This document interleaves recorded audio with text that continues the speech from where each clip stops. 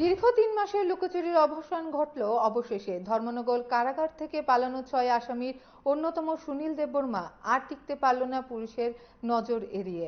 গোপন সূত্রে পাওয়া তথ্যের ভিত্তিতে মেলাগড় থানার পুলিশ গত ১৫ ডিসেম্বর রাতে তল্লাশি চালিয়ে সুনীলকে নিজ বাড়ি থেকে গ্রেফতার করে।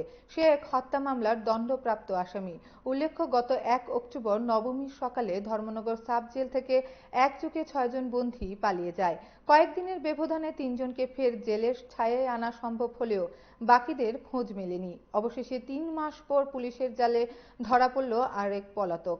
মঙ্গলবার মেলাগড় থানার পুলিশ সুনীলকে হস্তান্তর করেছে ধর্মনগর থানার কাছে। এখন বাকি ২ জন কুখ্যাত বিচারাধীন চোরের অবস্থান এখনো অজানা।